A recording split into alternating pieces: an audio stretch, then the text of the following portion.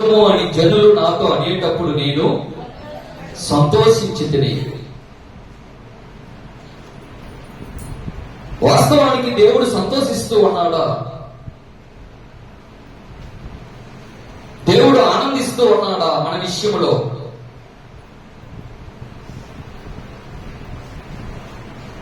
దేవుని మందిరానికి వెళ్ళినటువంటి నిన్ను చూచి దేవుడు ఆనందిస్తూ ఉన్నాడా? దేవుని మందిరములో కూర్చున్నటువంటి నిన్ను చూచి దేవుడు ఆనందిస్తూ ఉన్నాడా? వాస్తవానికి అందరూ మందిరానికి వెళ్తుంటాం, నేను వెళ్తాను, మీరు వెళ్తారు, అందరూ మందిరంలో కూర్చుంటుంటాం. అయితే మందిరంలో కూర్చున్నటువంటి నీకు మందిరంలో దేవుని మందిరానికి ఆసక్తిగా వచ్చినటువంటి నీవు నీ విషయంలో దేవుడు ఆనందిస్తూ ఉన్నాడా, నీ విషయంలో దేవుడు సంతోషిస్తూ ఉన్నాడా అనేటువంటి ఆలోచనలు ఈ ఉదయకాల సమయం ముందు ఆలోచన చేయడానికి ప్రయత్నం చేయండి. వాస్తవానికి మందిరానికి వచ్చిన వారు ఉంటారు, రాని వారు కూడా ఉంటారు. రాకపోవడానికి గల కారణాలు 100 రకాల కారణాలు ఉండవచ్చు. కానీ ఇప్పుడు వీళ్ళు వచ్చినటువంటి వారి గురించి మాత్రమే మాట్లాడుతూ ఉన్నారు. రాని వారి గురించి నేను మాట్లాడటం లేదు. రాకపోవడానికి 100 కారణాలు ఉంటాయి. కానీ వచ్చినటువంటి నిన్ను చూచి దేవుడు ఆనందిస్తూ ఉన్నాడా?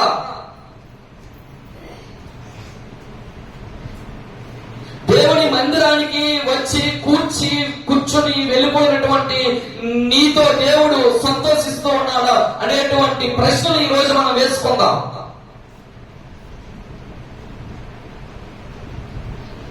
నా ప్రియ సహోదరులు సహోదరులారా, భోజనము చేసినను పానము చేసినను మనం ఏమి చేసినను సరే దేవుని మహిమార్థమే చెయ్యాలి. దేవుడు సంతోషించేలాగా ఉండాలి, దేవుడు ఆనందించేలాగా ఉండాలి. అయితే నీ విషయంలో దేవుడు సంతోషిస్తూ ఉన్నాడా? నీ విషయంలో దేవుడు ఆనందిస్తూ ఉన్నాడా? చాలా మంది మందిరంలో కూర్చుంటారు, చాలా మంది మందిరంలో కీర్తనలు పాడుతుంటారు, చాలా మంది మందిరంలో ప్రార్థన చేస్తుంటారు, చాలా మంది మందిరంలో వాక్య భాగాన్ని చదువుతూ ఉంటుంటారు. అయితే ప్రార్థన చేసినటువంటి నీవు, వాక్యం చదివి వినిపించబడినటువంటి నీవు, కీర్తనలో పాడినటువంటి నీవు, దేవునికి కానుకలను సమర్పించినటువంటి నీవు, మందిరానికి ఆసక్తిగా వచ్చి కూర్చున్నటువంటి నీవు, నీ విషయంలో దేవుడు సంతోషిస్తూ ఉన్నాడా, నీ విషయంలో దేవుడు ఆనందిస్తూ ఉన్నాడు అనేటువంటి ఆలోచనలు ఈ ఉదయకాల సమయం మందు మీరు ఆలోచన చేయడానికి ప్రయత్నం చేయండి. నా ప్రియ సహోదరి సహోదరులారా, నేను రాని వారి గురించి మాట్లాడటం లేదు, కానీ కేవలము మందిరానికి వచ్చి కూర్చున్న వారి విషయంలోనే నేను మాట్లాడుతూ ఉన్నాను. కూర్చున్నటువంటి మీ విషయంలో దేవుడు ఆనందిస్తూ ఉన్నాడా? మీరేమనుకుంటున్నారు?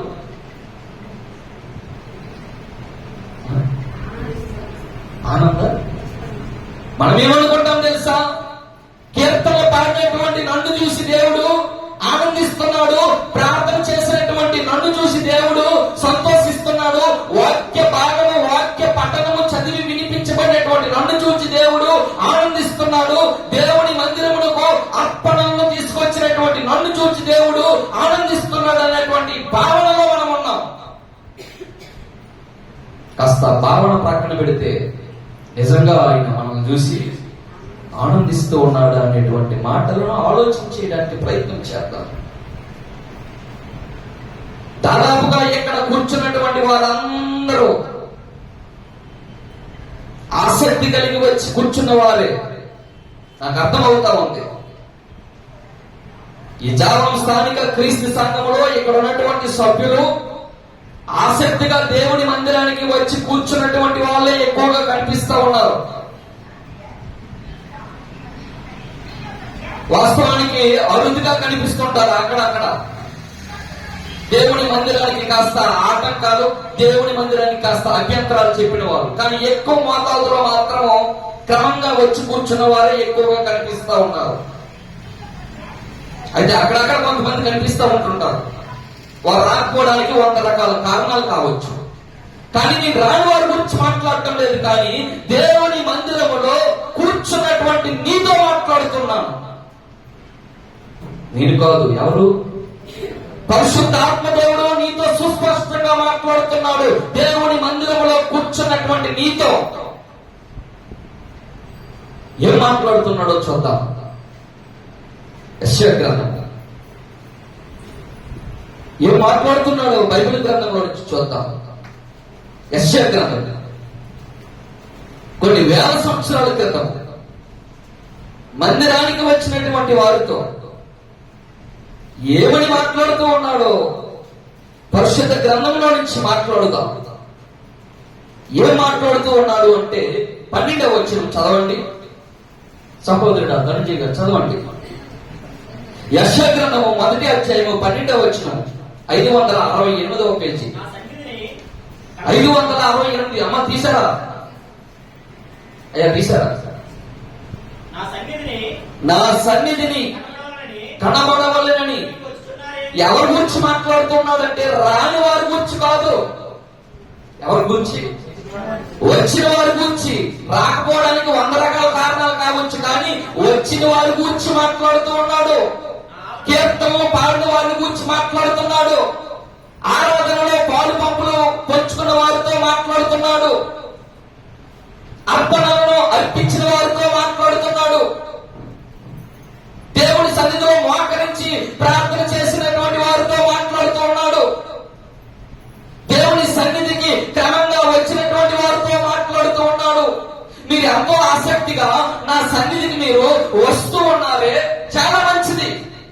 దేవుని సన్నిధికి రావటము, దేవుని సన్నిధిలో కూర్చోవటము, దేవుని సన్నిధిలో దేవుని యొక్క వాక్యం వినటం అనేది చాలా మంచిది. అయితే దేవుడు కూర్చున్నటువంటి నీతో ఏం మాట్లాడుతూ ఉన్నాడు అంటే చదవండి. నా ఆవరణములను త్రొక్కుటకు మిమ్మును ఎవడు రమ్మన్నాడు అని అంటున్నాడు. అదేంటి ప్రభువా, నేను రావడం వలన నీకు సంతోషం కాదా? అదేంటి ప్రభువా, నేను ప్రార్థన చేయటం వలన నీకు సంతోషం కాదా? నేను వాక్యం చదవటం వలన నీకు సంతోషం లేదా? నేను మోకరించి ప్రార్థన చేయటం వల్ల నీకు సంతోషం లేదా? నువ్వు సంతోషిస్తున్నావు అనుకుంటున్నావు ఇంతవరకు, కానీ ఎవడు రమ్మంటున్నాడు అంటున్నావు ఏంటి అనేటువంటి ప్రశ్న ఆటోమేటిక్ గా ఇప్పుడు మీలో వచ్చేసింది లేదా? చెప్పాలి. అరే, దేవుని మందిరానికి వస్తే నువ్వు సంతోషిస్తావు అనుకున్నాను. దేవుని మందిరంలో కూర్చుంటే నువ్వు ఆనందిస్తావు అనుకున్నాను. దేవుని మందిరంలో నిన్ను కూర్చి గాన ప్రతిగానం చేస్తే నువ్వు పరవశిస్తావు అనుకుంటున్నాను. కానీ నీకు నా విషయంలో సంతోషము లేదా? నా విషయంలో నువ్వు ఆనందపడటం లేదా? అరే, కొన్ని సంవత్సరాల నుండే క్రైస్తవ్యంలో దేవునిలో అంటుకట్టబడినటువంటి నన్ను చూచి నీవు సంతోషించడం లేదా? నా ప్రియ సహోదరి సహోదరులారా, మందిరానికి వచ్చినటువంటి వారితోనే మాట్లాడుతూ ఉన్నాడు దేవుడు. మీరు నా మందిరానికి వస్తున్నారు, కానీ మిమ్మల్ని రమ్మన్నవాడు ఎవడు? ఎందుకు ఈ మాట అన్నాడు ఆయన? తప్పుగా అనుకోవద్దు, నేను అనలేదమ్మా. ఎవరు అంటున్నారు? నేనంటే కోపగించుకుంటారు. అదేంటయ్యా అంటున్నారు మాట అనేసి కాస్త చిన్నంతరం పెద్దంతరం లేకుండా. నా ప్రియ సహోదరులారా, దేవుని మందిరంలో వస్తూ ఉన్నారే, దేవుని మందిరానికి వచ్చి ఆయనను ఆరాధిస్తున్నారే, దేవుని మందిరంలో కీర్తనలు పాడుతున్నారే, దేవుని మందిరంలో వచ్చేటప్పుడు కూడా అర్పణలను తీసుకొని వస్తూ ఉన్నారే, దేవుని మందిరంలో ఎంత క్రమాన్ని ఎంత మర్యాదను పాటిస్తున్నటువంటి మనల్ని చూసి దేవుడు ఏమంటున్నాడంటే, మిమ్ములను రమ్మన్నవాడు ఎవడో? అరే, దేవునికి సంతోషం లేదా? నువ్వు కీర్తనలు పాడటం దేవునికి సంతోషం లేదా? నువ్వు ప్రార్థించి మోకరించడం వల్ల దేవునికి ఆనందం లేదా? పోనీ వచ్చేటప్పుడు ఏమైనా ఒట్టి చేతులతో వస్తున్నారంటే ఒట్టి చేతులతో రాలేదు, అర్థంలో కూడా తీసుకొని వస్తున్నారు. సరే, వచ్చేటప్పుడు దేవునికి ఏమీ తీసుకొని రాలేదు, అందుకే దేవుడు మిమ్మల్ని ఎవడు రమ్మన్నాడు అనడానికి అవకాశాలు ఉన్నాయి. కానీ వచ్చేటప్పుడు కూడా ఏం తీసుకొని వస్తున్నారంటే ఏదో వారికి కలిగినది తీసుకొని వస్తున్నారు దేవుని మందిరానికి. ఆ పై వచనంలో ఉంటారు ఏం తీసుకొని వస్తున్నారు. 11వ వచనం,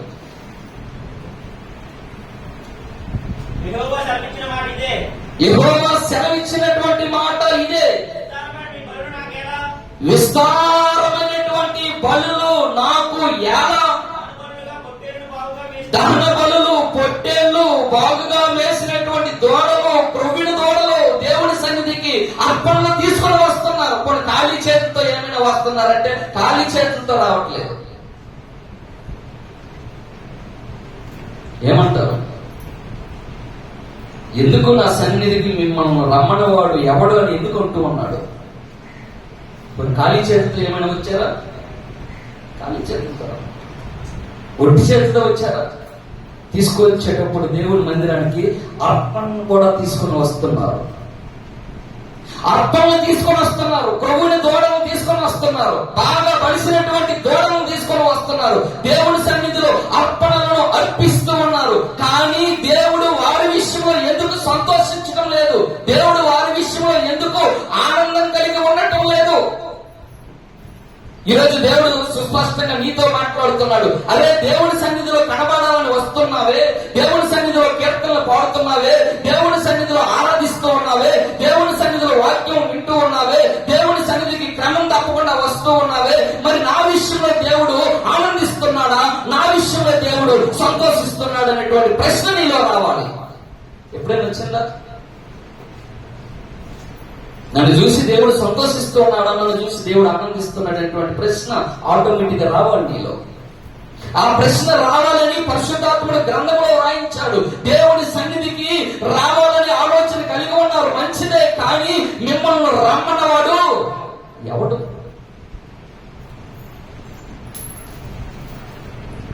ఈ సమయం ముందు మీకు ఒక ప్రశ్న వేయాలని ఆలోచన కలిగి ఉన్నాను. ఎందుకంటే దేవుడు వద్దనేస్తున్నాడు? ఎవరైనా చెప్పొచ్చు అనుకున్న వారు ఎవరైనా చెప్పగలరు? ఎందుకు ఆయన ఉద్దేశిస్తున్నాడు? నా సన్నిధికి మిమ్మల్ని రమ్మన్నవాడు ఎవడు అని ఎందుకు అంటున్నాడు ఈ మాటలు? ఇప్పుడు అర్పణలు ఏమైనా తీసుకొని రాలేదంటే అర్పణలు కూడా తీసుకొని వస్తున్నారు, కానుకలు తీసుకొని వస్తున్నారు. కొన్ని సమాజంగా కూడుకోవడం మానేశారంటే అలా మానటం లేదు, క్రమంగా వస్తున్నారు దేవుని మందిరానికి. క్రమం తప్పకుండా వస్తున్నారు, సమయానికి వస్తున్నారు, సమయ భావాన్ని పాటిస్తూ ఉన్నారు, అన్ని చేస్తున్నారు. కానీ దేవుడు అంటూ ఉన్నాడు, వాస్తవానికి మిమ్మల్ని రమ్మన్నవాడు ఎవడో? మీరు వస్తున్నారు, మంచిదే. ఎందుకు మన విషయంలో ఆయన సంతోషం వ్యక్తపరచడం లేదు? ఎవరైనా చెప్పగలరమ్మా? అదే అధ్యాయంలో యెషయా గ్రంథం అదే అధ్యాయంలో దేవుడు ఎందుకు సంతోషంగా లేడు, దేవుడు ఎందుకు ఆనందంగా లేడు అనేటువంటి ఆలోచన మనం ఆలోచన చేస్తే 16వ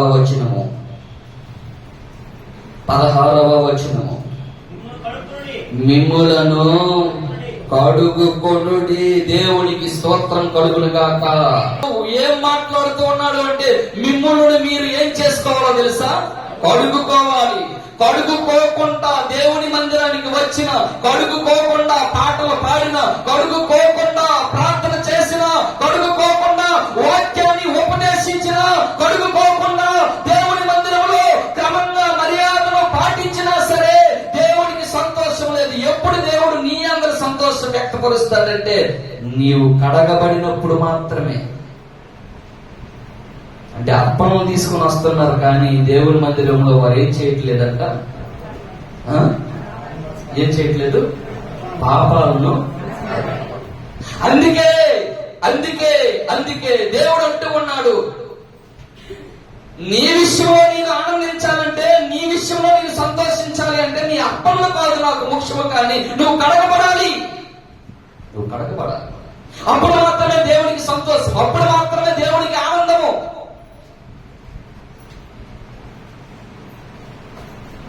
అపరాధములు మిమ్ములను కడుగుకొని శుద్ధి చేసుకోండి. ఏం చేయమంటున్నాడంట? కడుక్కోవాలి దేవుని సన్నిధిలో.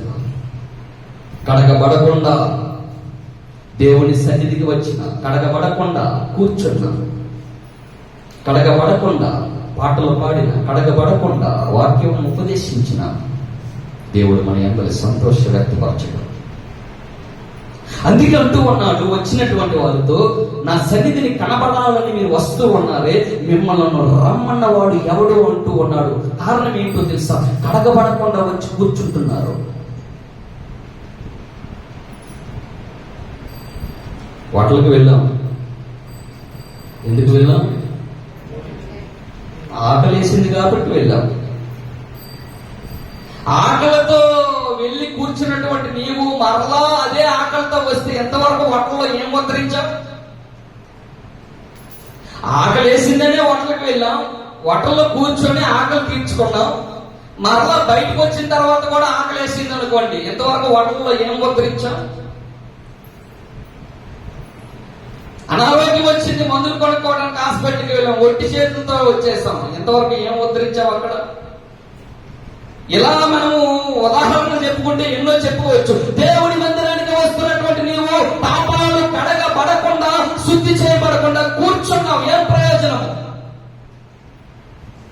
ఆకలి వేసిందనే కదా వంటకి వెళ్ళింది, ఆకలి వేసిందే కదా వంటలకు వెళ్ళి భోజనం చేయాలనుకునే ఆలోచన వచ్చింది.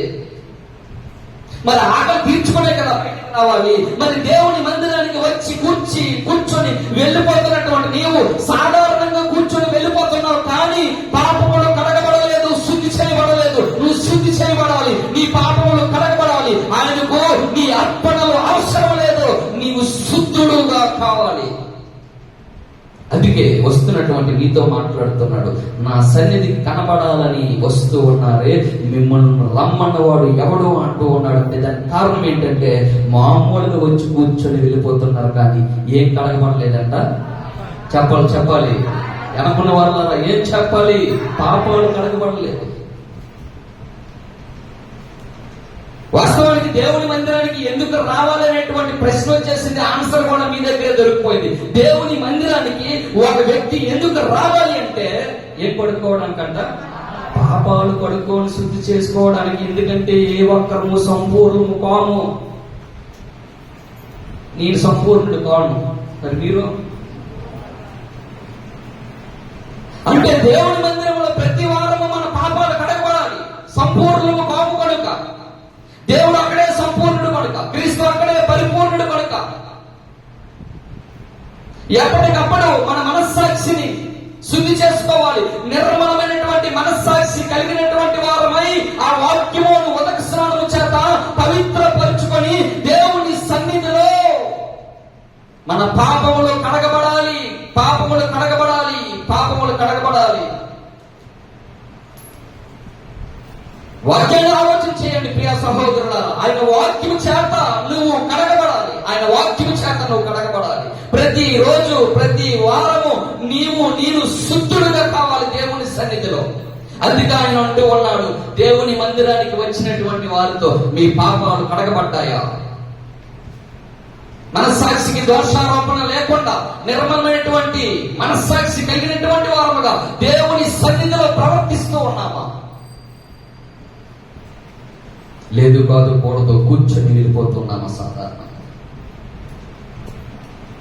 భోజన వాటిలోకి వెళ్ళినటువంటి నీవు మరలా తిరిగి వచ్చేటప్పుడు భోజనం చేసి రావాలి కదా. భోజనం చేయకుండా ఊరకనే సమయాన్ని గడిపేసి వెళ్ళిపోతే నీ ఆకలి ఎలా తీరుతుంది? అలాగే దేవుని సన్నిధికి వచ్చినటువంటి నీవు, కూర్చున్నటువంటి నీవు, ప్రార్థన చేసినటువంటి నీవు, దేవుడు నీ విషయంలో ఆనందించాలి అంటే నీ పాపములు కడగబడాలి. నీ పాపములు కడగబడాలి. ఏదో రాసుకోమాకండి.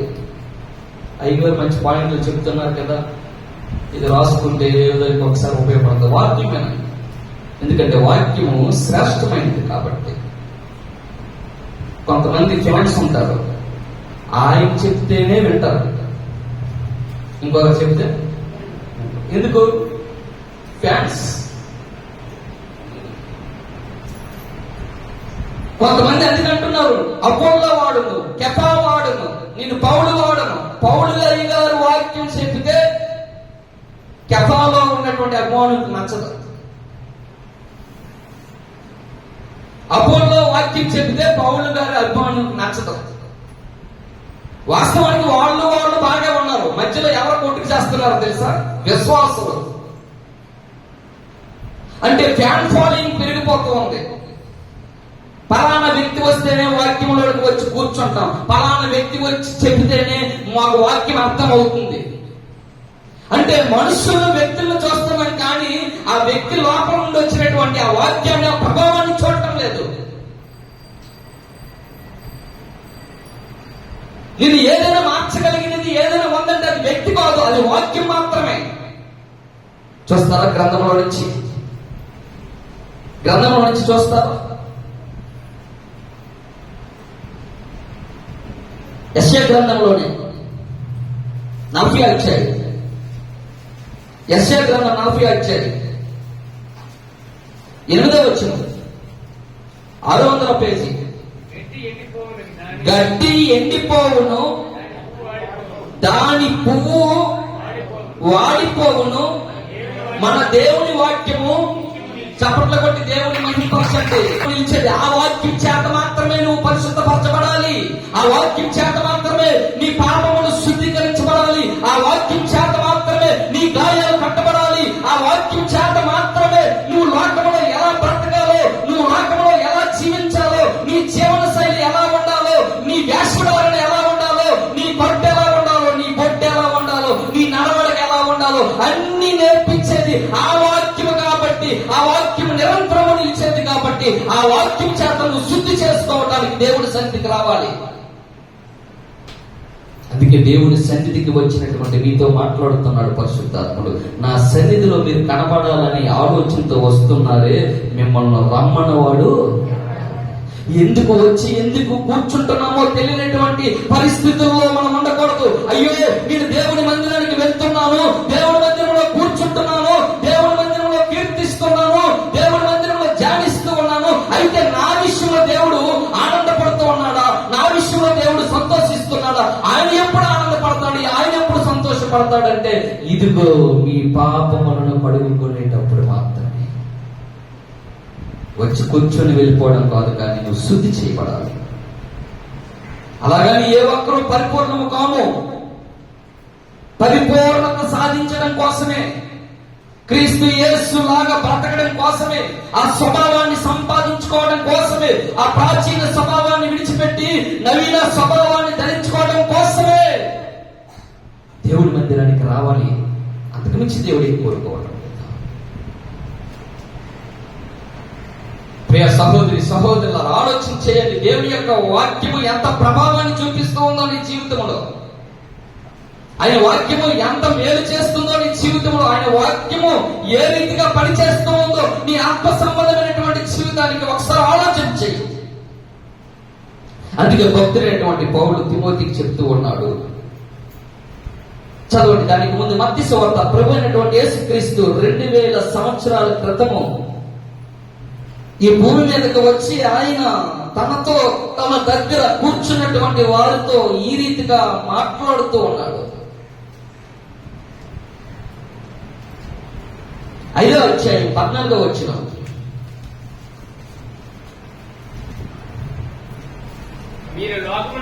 మీరు లోకమునకు కనుక సంఘానికి వచ్చినటువంటి నీవు క్రీస్తు యేసు రక్తంలో పాపములు కడగబడినటువంటి నీవు, దేవుని రాజ్యంలో చేర్చబడినటువంటి నీవు ఎలా ఉండాలంట? ఎలా ఉండాలి నువ్వు? సంఘములో కూర్చున్నటువంటి నీతో దేవుడు మాట్లాడుతూ ఉన్నాడు. ఏమని మాట్లాడుతున్నాడు అంటే నువ్వు వెలుగుగా ఉండాలి. ఎక్కడ?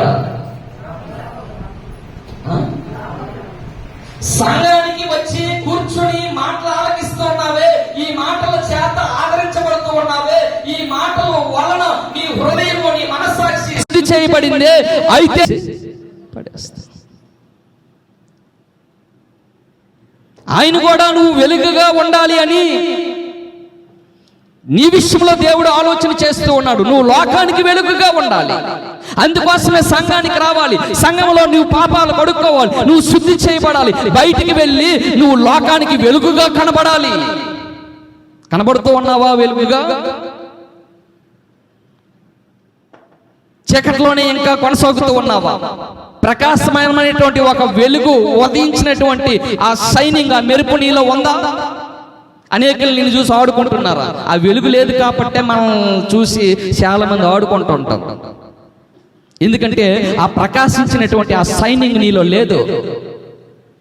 పాపాలు ఇంకా కనగబడలేదు, ఇంకా శుద్ధి చేయబడలేదు, ఇంకా వాక్యం చేత ఇంకా అతకబడలేదు, ఇంకా క్రీస్తు యేసులో ఫలించలేదు, ఇంకా యేసు క్రీస్తుతో అంటుకట్టబడలేదు. అందుకే మనం వెలగలేకపోతూ ఉన్నాం. అందుకే మా సన్నిధిలో మీరు కనబడాలని వస్తూ ఉన్నారే, మంచిదే. మిమ్మల్ని ఎవడు రమ్మంటున్నాడు అని దేవుడు ప్రశ్నిస్తున్నాడు. ఎందుకు ఈ ప్రశ్న అంటే, నీలో వెలుగు లేదు. కూర్చున్నటువంటి నీవు వెలగాలి, కూర్చున్నటువంటి నీవు ప్రకాశించాలి. ఏదో కూర్చొని అర్ధగంట గంట సేపు వాక్యము ఏదో వినేసి వెళ్ళిపోయామనేటువంటి ఆలోచనలో కాకుండా నీ పాపములు కడుగుకొని నువ్వు లోకములో వెలగబడాలి. వెలగబడుతూ ఉన్నావా లోకములో? ఒకవేళ వెలగబడకపోతే నా సన్నిధిని కనబడాలని వస్తున్నారే, మిమ్మల్ని ఎవడు రమ్మంటున్నాడు? మీ విషయంలో నేను సంతోషంగా లేను. నేను ఎప్పుడు సంతోషంగా ఉంటానో తెలుసా? మీ పాపాలు కడుక్కొని శుద్ధి చేయబడినప్పుడు, నువ్వు లోకంలో వెలిగేటప్పుడు. కొండ మీద ఉన్నటువంటి పట్టణము అందరికీ కనిపిస్తూ ఉంటది, అవునా? ఆ వచనంలోనే చదవండి. కొండ మీద ఉన్న పట్టణము మరుగై ఉండనేరదు, అందరికీ కనిపిస్తుంది కొండ మీద ఉన్న పట్టణం. అయ్యో ఎంత పెద్ద ఎత్తుగా ఉందో కొండ, ఆ కొండ మీద పట్టణం ఉంటుంది, ఎవరు చెప్పవలసినటువంటి అవసరం లేదు. అలాగే మనుష్యులు దీపము వెలిగించి కొంచెము క్రింద పెట్టరు, కానీ అది ఇంట నుండి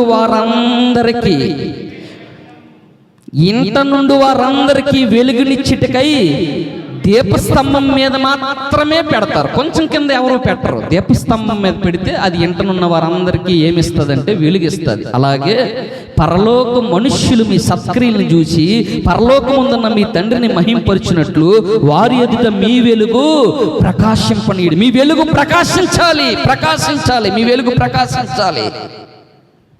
కొండ మీద ఉన్నటువంటి పట్టణము ఎలాగైతే అందరికీ తేటగా కనిపిస్తా ఉందో, నువ్వు కూడా అందరికీ కనిపించాలి. కనిపిస్తూ ఉన్నావా అందరికీ? నాకు సమాజంలోనికి రావడానికి సిగ్గండి, సిగ్గుపడవలసిన అవసరం లేదు. దీపం వెలిగించి ఎవరు కొంచెం కింద పెట్టరు కదా, అది దీపస్తంభము మీద పెడితే అందరికీ వెలుగునిస్తుంది. నువ్వు కూడా అందరికీ వెలుగివ్వాలి, నువ్వు కూడా ప్రకాశించాలి. ఎందుకంటే నువ్వు లోకానికి వెలుగై ఉన్నావు. నిన్ను దేవుడు చీకటిలో నుంచి అందుకోసమే లాగాడు, అందుకోసమే సంఘంలో నిన్ను చేర్చాడు. ఈ రోజు సంఘానికి వచ్చి కూర్చున్నటువంటి నీతో దేవుడు సుస్పష్టంగా మాట్లాడుతూ ఉన్నాడు. ఇక్కడ ప్రభు అయినటువంటి యేసుక్రీస్తు తన దగ్గర ఉన్నటువంటి వారితో మాట్లాడుతున్నాడు. మీరు లోకానికి వెలుగుగా ఉండండి, మీరు ప్రకాశించండి. కొండ మీద ఉన్నటువంటి పట్టణము ఎలాగైతే మరుగై ఉండదో, నువ్వు కూడా మరుగున పడిపోకూడదు. చాలా మంది మరుగున పడిపోతున్నారు, లేవలేకపోతున్నారు. మరుగై ఉండదో, నువ్వు కూడా మరుగుగా ఉండకూడదు. ఎలా ఉండాలి అంటే, ఎలా ఉండాలమ్మా? వెలుగై ఉండాలి, ప్రకాశించాలి. అంటే సంఘానికి ఎందుకు వస్తున్నామో తెలుసా? ఎక్కడ ప్రకాశించాలి? ఎక్కడ కాదు, ఎక్కడ? లోకంలో నువ్వు ప్రకాశించాలి. అందుకోసమే సంఘానికి రావాలి. లోకంలో ప్రకాశించడం అంటే 2 పీటల తాడు, ఒక నక్లీసు, ఒక హారము, 10,000 రూపాయలు పట్టు చేర్చుకుని అక్కడికక్కడ ప్రకాశించడం కాదు. మీ సత్క్రియలు చూచి, సత్క్రియలు చూచి, అది ప్రకాశం అంటే. అంటే సంఘానికి వచ్చినటువంటి నీవు ఏం నేర్చుకోవాలంటే ఇక్కడ ఒక క్రమాన్ని నేర్చుకోవాలి. సంఘానికి వచ్చి కూర్చున్నటువంటి నీవు ఒక విధానం నేర్చుకోవాలి. సంఘానికి వచ్చి కూర్చున్నటువంటి నీవు నీ వేషధారణ ఎలా ఉండాలో నేర్చుకోవాలి. నీ భక్తి జీవితం ఎలా ఉండాలో నేర్చుకోవాలి. నీ అలవాట్లు ఎలా ఉండాలో నేర్చుకోవాలి. నీ పద్ధతి ఎలా ఉండాలో నేర్చుకోవాలి. నీ క్రమం ఎలా ఉండాలో నేర్చుకోవాలి. అన్ని సంఘంలో నేర్చుకొని ఎక్కడ ప్రకాశించాలంట? ప్రకాశిస్తున్నావా లోకంలో? మాటలు అర్థమవుతున్నాయా బ్రదర్? అందుకే నా మందిరానికి మీరు వస్తూ ఉన్నారే, చాలా మంచిది. కానీ మిమ్మల్ని ఎవడు రమ్మంటున్నాడు అంటూ ఉన్నాడు. ఎందుకు అంటే ఇంకా మీరు శుద్ధి చేయబడలేదు, ఇంకా మీరు కడగబడలేదు. మీరు లోకంలో ప్రకాశించాలి. మీరు లోకంలో ప్రకాశించాలి. అందుకే ఈ పరిచర్య నా ఒక్కడి మీద చాలా భారం అవుతూ ఉందండి. మీరు కూడా బాధ్యత తీసుకొని, ఒక్క సేవకులకి అంటున్నారా, అందరికీ అంటున్నాడా? మీరందరూ కలిసి పనిచేస్తేనే సమాజము, సంఘము సుభిక్షంగా క్షేమంగా ఉంటాయి. సంఘాలు కట్టబడాలంటే, సంఘము క్షేమాభివృద్ధి చెందాలి అంటే ఒక సేవకుడు భుజాల మీద వేసుకొని ఈ కార్యనిర్వహణ చేస్తే కుదరదు. ఎవరు చెప్పవలసిన పనులు వారు చెయ్యాలి. ఇదేదో వన్ మ్యాన్ ఆర్మీ షో కాదు. పాటలు పాడేవారు పాటలు పాడాలి. ఆరాధనలో క్రీస్తు ప్రభు యొక్క శరీరాన్ని, రక్తాన్ని పంచిపెట్టిన వారు పంచి పెట్టాలి. ప్రార్థన చేసిన వారు ప్రార్థన చెయ్యాలి. ఇదిగో ఇచ్చినటువంటి తలాంతు కలిగినటువంటి వారు ఇవ్వటానికి నేర్చుకోవాలి. ప్రతి వారికి ఒక బాధ్యత ఉంది. సంఘానికి అందుకోసమే రావాలి. సంఘానికి వచ్చి కూర్చుని నేర్చుకొని నువ్వు లోకంలో ప్రకాశించాలి. ఏదో కూర్చొని అర్ధగంట సేపు, గంట సేపు ఇంటికి వెళ్ళిపోవటం కాదు. ప్రాముఖ్యమైనటువంటి మాటలు. గత కొద్ది వారాల నుంచి మందిరాన్ని గురించే వెళ్తుంది సబ్జెక్ట్ అంతా.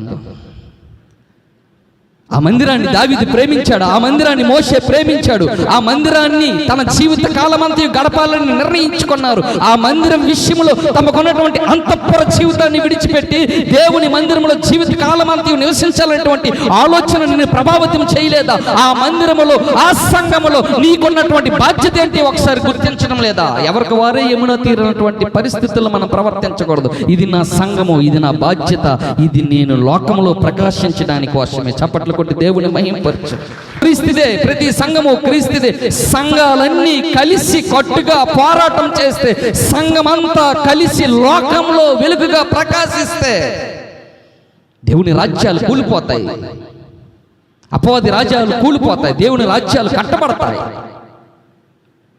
అయితే మనలో ఆ ప్రకాశించమైనటువంటి ఆ షైనింగ్ మనలో లేదు. అందుకే భక్తుడైనటువంటి పౌలు, అపోస్తలుడైనటువంటి పౌలు తిమోతికి మొదటి పత్రికలో సంఘాన్ని ఎంత గొప్పగా చూశాడో తిమోతికి పౌలు రాసినటువంటి మొదటి పత్రిక 3వ అధ్యాయం. తిమోతికి పౌలు రాసినటువంటి మొదటి పత్రిక 3వ అధ్యాయం 14వ వచనం. 191వ పేజీ అమ్మ. శీఘ్రముగా నీ యొద్దకు వత్తునని నిరీక్షించుచున్నాను. నేను ఆలస్యము చేసిన ఎడలా, ఎక్కడండి? దేవుని మందిరములో, దేవుని మందిరములో, దేవుని సంఘములో, దేవుని సంఘములో వెలగబడాలి, వెడగబడాలి, కడగబడాలి, శుద్ధి చేయబడాలి, ప్రకాశించాలి, వెలుగుగా ఉండాలి. మీ వెలుగు ప్రకాశించాలి కోరుకుంటున్నటువంటి దేవుడు ఇక్కడ సంఘముతో చెబుతూ ఉన్నాడు. జీవము గల దేవుని మందిరములో అనగా జీవము గల దేవుని సంఘములో జనులు ఎలాగూ ప్రవర్తించవలెనో అది నీకు తెలియవలెనని ఈ సంగతులు నీకు వ్రాయిచున్నాను. సంఘములో ఎలా ప్రవర్తించాలి, సంఘములో ఎలా నడుచుకోవాలి, సంఘములో నీ విధి విధానాలు ఎలా ఉండాలి, సంఘములో నీ భక్తి జీవితం ఎలా ఉండాలి, సంఘములో నీ ఆలోచనలు ఎలా ఉండాలి, సంఘములో నీ భావన ఎలా ఉండాలి, సంఘములో నీ తలంపులు ఎలా ఉండాలి, సంఘములో నీ క్రియలు ఎలా ఉండాలి, సంఘములో నీ యొక్క పరిస్థితి ఎలా ఉండాలి అని నువ్వు తెలుసుకోవటానికి సంఘానికి రావాలి. ఇంత గొప్ప ఔన్నత్యమైనటువంటి స్థితిలో చూపిస్తూ ఉన్నాడు సంఘాన్ని గురించి. అలా ఉన్నారంట జనులు. మరి తర్వాత ఏమైందో మారిపోయారు. ఏమైందంట? నిద్ర వచ్చిందా? ఏమైంది? జీవము గల దేవుని మందిరములో, దేవుని సంఘములో ప్రవర్తన చాలా బాగుంది. చాలా ఎప్రిషియేషన్ చేస్తూ ఉన్నాడు సంఘాన్ని. మరి ఏమైందో తెలియదు కానీ మారిపోయారు. ఒకప్పుడు మెచ్చుకున్నటువంటి, ఒకప్పుడు ఎంతో ఆనందించినటువంటి, ఒకప్పుడు సంతోషం వ్యక్తపరిచినటువంటి సంఘం ఈరోజు ఎలా ఉందో తెలుసా? ఘనహీనముగా కనిపిస్తూ ఉంది. ఘనమైనదిగా కనిపించడం లేదు, బలహీనముగా కనిపిస్తూ ఉంది. ఎలా కనిపిస్తూ ఉంది? తిమోతికి పౌలు రాసినటువంటి 2వ పత్రిక 3వ అధ్యాయము 1వ వచనములో నుంచి, తిమోతికి పౌలు రాసినటువంటి 2వ పత్రిక 3వ అధ్యాయం 1వ వచనము నుంచి, అంచె దినములలో అపాయకరమైన కాలములు వచ్చునని తెలుసుకొనుము. ఏలయనగా మనుషులు స్వార్థప్రియులు, ధనాపేక్షకులు ఎందుకు మారిపోయారు? మొట్టమొదటి తిమోతి పత్రిక రాసేటప్పుడు మాత్రము సంఘముల ప్రవర్తన బాగుంది. ఇప్పుడు 2వ పత్రిక దగ్గరికి వచ్చేసరికి మనుషులు ఎలా తయారైపోయారు తెలుసా? స్వార్థప్రియులుగా తయారైపోయారు, ధనాపేక్షకులుగా తయారైపోయారు. వెలుగుగా ప్రకాశించవలసినటువంటి మనుషులు ఇప్పుడు వెలుగుగా కనపడటం లేదంట. మెచ్చుకుంటున్నాడా, నొచ్చుకుంటున్నాడా? మరి మొట్టమొదటి తిమోతి పత్రికలో మెచ్చుకున్నాడు, ఇప్పుడు ఎందుకు నొచ్చుకుంటున్నాడు? దేవుని మందిరానికి వచ్చి కూర్చుంటున్నారు కానీ ఏం కడగబడడం లేదంట. పాపాలు కడగబడడం లేదు, శుద్ధి చేయబడడం లేదు. దేవుని మందిరానికి వచ్చి కూర్చుంటున్నారు కానీ లోకంలో ప్రకాశించటం లేదు. అందుకే జీవమగల దేవుని సంఘములో, మందిరములో నీ ప్రవర్తన ఎలా ఉంది ఒకసారి ఆలోచన చెయ్యు. నీ ప్రవర్తన ఎలా ఉంది? ఎంతో గొప్పగా చూపించాడు మొట్టమొదటి పత్రికలో సంఘాన్ని. ఇప్పుడు అదే సంఘాన్ని, అదే సంఘములో, అదే సంఘ జనుల మధ్య, అదే మనుషులతో మాట్లాడుతూ ఉన్నాడు. ఏమని మాట్లాడుతూ ఉన్నాడంటే, మనుష్యులు స్వార్థప్రియులు, స్వార్థప్రియులు,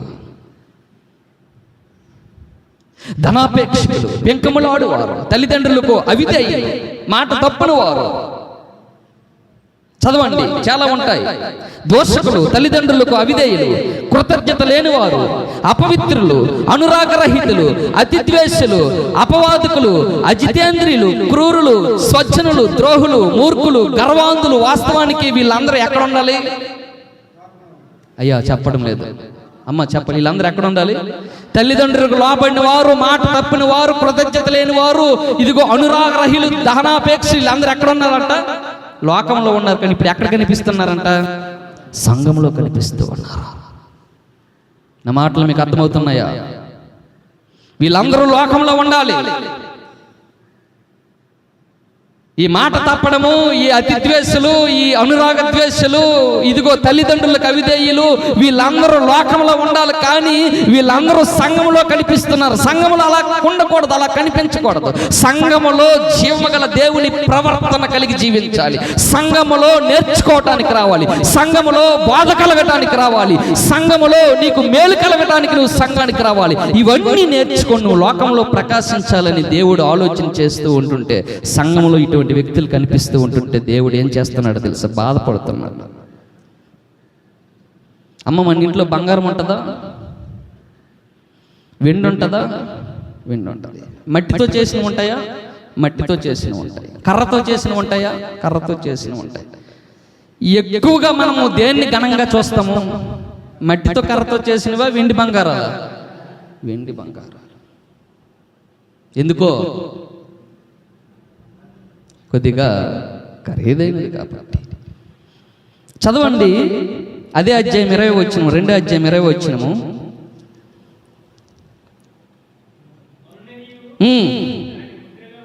ఉన్నది ఏ ఇంట్లో? గొప్ప ఇంటోళ్ళండి, వాళ్ళు గొప్ప ఇంటోళ్ళండి అని అంటారు కదా. ఎందుకు ఆ మాట అంటారంటే అన్నీ ఉన్నాయి కాబట్టి. వీళ్ళు చాలా పేదోళ్ళండి అని అనేస్తారు. సంఘాన్ని దేవుడు దేంతో పోల్చాడో తెలుసా? దేంతో పోల్చాడు? గొప్ప ఇంటితో పోల్చాడండి సంఘాన్ని.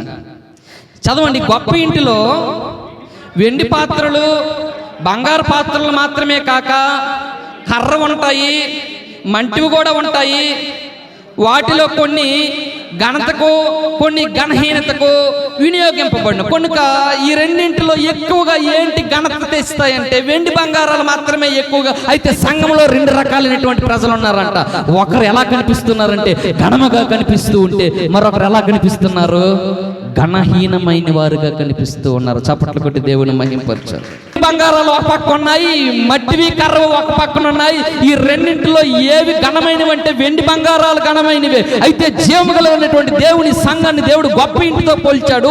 ఈ గొప్ప ఇంటిలో ఎవరెవరు ఉన్నారంటే ఘనమైన వారు ఉన్నారు, ఘనహీనమైన వారుగా ఉన్నారు. అయితే నువ్వు ఘనమైనటువంటి వారుగా ఉండాలి, నువ్వు ప్రకాశించినటువంటి నక్షత్రము వలె ఉండాలి, నీ వెలుగు ప్రకాశించాలి. కొండ మీద ఉన్నటువంటి పట్టణము ఎలాగైతే మరుగై ఉండలేదో, కొంచెము క్రింద దీపం ఎలాగైతే పెట్టరో అది స్తంభం మీద ఉంటే ఎందరికైతే వెలుగు ప్రకాశిస్తూ ఉందో, పాపాలు కడగబడినటువంటి నీవు లోకములో వెలుగుగా ప్రకాశించాలి, ఘనమైనటువంటి వాడుగా ఉండాలి. ఉన్నావా ఘనమైన వాడుగా? మావాడు గొప్ప కొనుడండి, మనోడు గొప్ప కొనుడండి, ఏం చేస్తాడు రా అనేసి అంటే ఇద్దరు ముగ్గురు ఈజీగా కొడతాడట. మనడు గొప్ప కొనుడండి, ఎత్తిన బాటలు దించకుండా త్రాగుతాడు. మనడు గొప్ప కొనుడండి, రోజుకి 2-3 పెట్లైనా తీసేస్తాడండి. మనడు గొప్ప కొనుడండి. అది కాదు గొనుడు. మొట్టమొదటి పత్రికలో అందుకే తెలియజేస్తున్నాడు, జీవము గల దేవుని మందిరంలో ఆయన సంఘములో జనులు ఎలాగూ ప్రవర్తించాలో అదే ఘనత. మందిరంలో కూర్చున్నటువంటి నీవు, నీ ప్రవర్తన మారిపోతే, నీ స్థితి మారిపోతే, నీ బ్రతుకు మారిపోతే, నీకున్నటువంటి వాటి విషయంలో నువ్వు చచ్చిపోతే అదే దేవునికి ఘనత. నువ్వు ప్రకాశిస్తే అదే దేవునికి ఘనత. నువ్వు మండితే దేవునికి అదే ఘనత. నీ పాపాలు కడుగబడి శుద్ధి చేయబడితే అదే దేవునికి ఘనత. అయితే ఈ పత్రిక రాసేటప్పుడంట ఘనహీనమైన వారుగా ఉన్నారా, ఘనత తెచ్చినటువంటి వారుగా ఉన్నారా? ఏటి వినవట్లేదు, నాకు గోబులు వినవట్లేదా? అమ్మాయి అనుకున్న ఘనహీనమైన వారుగా కనిపిస్తున్నారా, ఘనతగా కనిపిస్తున్నారా, ఘనహీనమైన వారుగా కనిపిస్తున్నారా? మొట్టమొదటి పత్రికలో ఘనమైన వారుగా కనిపించారు. రెండో పత్రిక దగ్గరికి వచ్చేసరికి ఎలా కనిపిస్తున్నారంట? ఎలా కనిపిస్తున్నారంటే తల్లిదండ్రులకు అవిధేయులు. కూడి పెట్టుకుంటాంటారు తల్లిదండ్రులకి. ఇన్నాళ్ళు కని పెంచి పోషించి పెద్ద చేసి ప్రయోజకులను చేసినటువంటి తల్లిదండ్రులకు అవిధేయులుగా మారిపోతున్నారు. ధనాపేక్ష, ఎప్పుడు సంపాదించాలి, ఎప్పుడు సంపాదించాలి. 10,000 కట్ట దగ్గర ఒక 100 రూపాయలు తక్కువైతే 100 రూపాయల కట్ట మీద ఒక 100 రూపాయల నోటు రాసి 10,000 రూపాయలు రాసి చిన్న రబ్బర్ కట్టి లోపల తోసేయడమే. ఒక అరకేసి చితకలు తెచ్చుకొని ఎప్పుడు తినరు. అది వెంటనే ఆ 10,000 రూపాయలు అయితే ఏం చేయాలి తెలుసా? ఇంకోటికి ఒక పిచ్చేయాలి.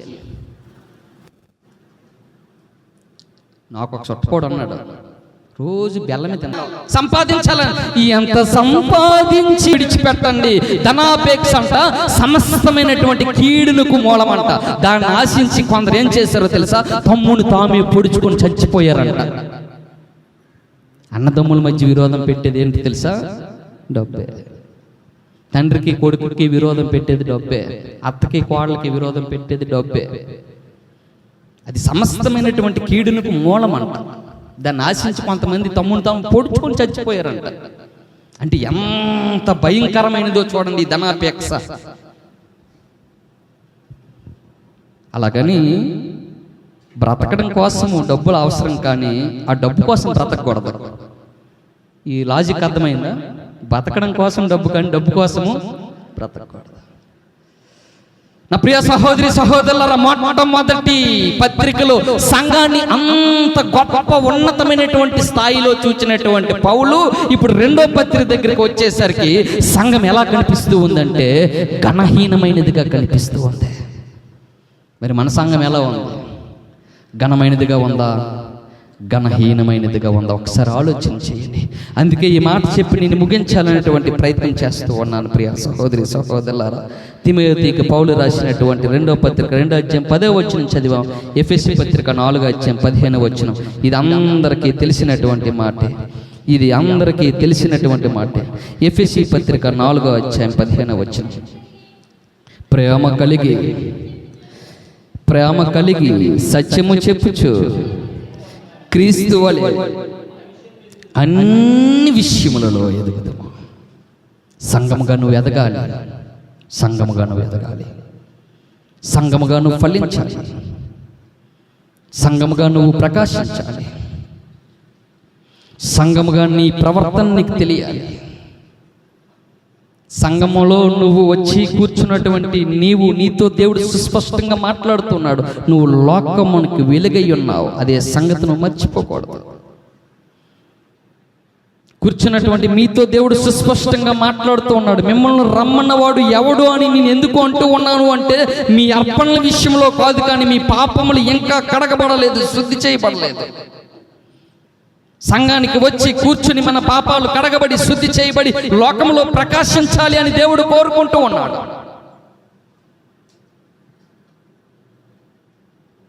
వెండి బంగారములు అందరికీ ఘనముగా కనిపిస్తాయి, మట్టివి కర్రవి ఎవరికి ఘనముగా కనిపించవు. అయితే ఆ గొప్ప ఇంటిలో, ఆ సంఘములో నువ్వు ఘనమైనటువంటి ఒక పాత్రగా కనిపించాలి. నా 5 ఏళ్ళు వచ్చినా సరే ఎదగట్లేదు అనుకోండి, హాస్పిటల్కి ఈ హాస్పిటల్కి తిప్పుతాం. అయ్యా, తోటి హాస్పిటల్లో కూడా నేను కాన్పు అయ్యాను, డెలివరీ అయ్యాను. ఆ పిల్లడేమో చక్కగా 2 పూటలు 3 పూటలు భోజనం చేసేస్తున్నాడు, నా పిల్లడు మాత్రం ఏది తిన్నా సరే అరగటం లేదు. వీళ్ళు ఎదుగుదల లేదే అనుకొని తల్లిదండ్రులు ఆవేదన పడిపోయి అన్ని హాస్పిటల్కి తీసుకెళ్ళిపోతారు. ఎంత చదివినా సరే వీడికి బుర్రకి ఎక్కువ ఉంటుంది, మొద్దులాగే ఉంటున్నాడు అనుకుని వెంటనే మాస్టర్ గారి దగ్గరికి వెళ్ళిపోయి ఈ పరిస్థితి ఏంటి, ఎదుగుదల లేదండి, మర్చిపోతున్నాడు అనేసి అడుగుతాం. మరి ఆత్మ సంబంధంగా నువ్వు ఎదగవా? ఎప్పుడు ఒకేలా ఉండిపోతావా? ఎప్పుడు మందిరములో మామూలుగా సాధారణమైనటువంటి వ్యక్తిగానే ఉండిపోతావా? మందిరములో మామూలుగా వచ్చి వెళ్ళిపోతావా? మందిరానికి ఏదో పట్టనట్టుగా కూర్చుంటావా? మందిరములో నాకు సంబంధం లేదు అన్నట్టుగా నువ్వు ప్రవర్తిస్తావా? లేదు లేదు, నీకంటూ ఒక బాధ్యత దేవుడు పెట్టాడు, నీకంటూ ఒక బాధ్యత ఉంది. నాది ఎక్కడో గరికిపోడు, ఇక్కడ జావములో ఉన్నటువంటి స్థానిక సంఘము. అందుకే చదవబడినటువంటి వాక్య భాగములో వాక్యము నిరంతరము నిలుస్తుంది. గడ్డి ఎండిపోతుంది, మేము ఉంటాం పోతాం, కానీ వాక్యము నిరంతరము నిలిచే వాక్యము, నిన్ను మండించేది వాక్యము, నిన్ను ప్రకాశింపజేసేది, లోకములో నీ జీవితాన్ని ఎలా ఉండాలో నిర్ధారించేది దేవుని యొక్క వాక్యము. అందుకే ప్రకటన గ్రంథం 3వ అధ్యాయంలో, ప్రకటన గ్రంథం 3వ అధ్యాయంలో చక్కనైనటువంటి మాట ఉంటుంది. ప్రకటన గ్రంథం 3వ అధ్యాయం 12వ వచనం. ప్రకటన గ్రంథం 3వ అధ్యాయం 12వ వచనం, 230వ పేజీ. జయించు వాణిని నా దేవుని ఆలయములో ఒక స్తంభముగా చేసేదను. చప్పట్లు కొట్టి దేవుని మహింపరచు, దేవుని మహింపరచు, గట్టిగా చప్పట్లు కొట్టు. పిల్లర్ స్తంభం నిలబడితేనే స్లాబ్ నిలబడదు. అంటే దేవుని ఆలయములో నువ్వు ఒక స్తంభానివి, నువ్వు ఒక స్తంభానివి, నువ్వు ఒక స్తంభానివి. ఈ స్తంభాలు నిలబడాలి, ఈ స్తంభాలు నిలబడాలి. స్తంభాలు కూలిపోకూడదు, నిలబడాలి. ఒక స్తంభం మీద నిలబడుతుందమ్మా స్లాబ్? అనేక స్తంభాలు నిలబడితేనే స్లాబ్ నిలబడద్దు. సంఘం నిలబడాలంటే స్తంభాలు చాలా ప్రాముఖ్యం. దేవుని ఆలయములో నేను ఒక స్తంభముగా చేసేదనంటూ ఉన్నాడు. అంటే మందిరానికి వచ్చినటువంటి నీవు ఒక స్తంభము, ఒక ప్రకాశమానమైనటువంటి ఒక వెలుగు. నువ్వు లోకంలో ప్రకాశించాలని, వెలగాలని ఆ సంఘములో నువ్వు ప్రవర్తన దిద్దుకొని ఒక స్తంభముగా మారిపోవాలి. ఇక్కడి నుంచి నువ్వు ఆలోచన చెయ్యు, నేను దేవుని ఆలయములో ఒక స్తంభాన్ని, నాకంటూ ఒక బాధ్యత ఉంది, నాకంటూ ఒక బాధ్యత ఉంది. ప్రియులారా, నా ప్రసంగాన్ని నేను ముగించేస్తూ ఉన్నాను. మీరందరూ బైబిల్ మూసేసేయండి. బలము లేనటువంటి వ్యక్తిని, నేను సాధారణమైనటువంటి వ్యక్తిని నువ్వు అనుకోమాకు.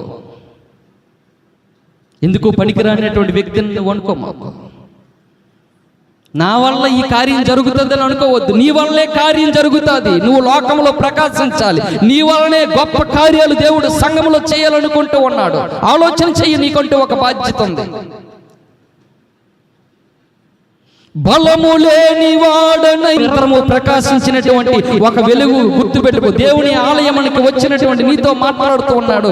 ఎక్కడికి వచ్చి కూర్చోవడం కాదు, కానీ నువ్వు ఎక్కడ ప్రకాశించాలంట? లోకంలో ప్రకాశించు. దేవుడు తన అపారమైన ప్రేమను మనందరిపై ఉండి రక్షించబడును గాక.